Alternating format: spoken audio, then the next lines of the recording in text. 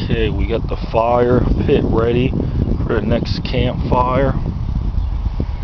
You got plenty of leaves and pine needles for kindling and to start the fire. And we got tons of wood, little stuff.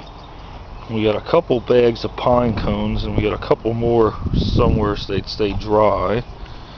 Then we got a bunch of logs and some more kindling on that side of the tree.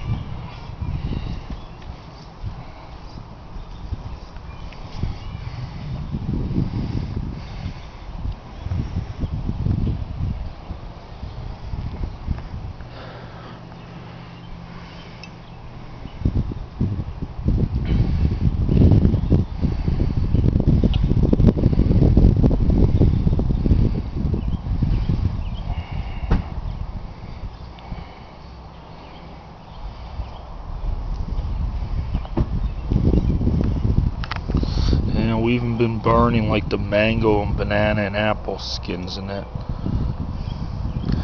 It all burns.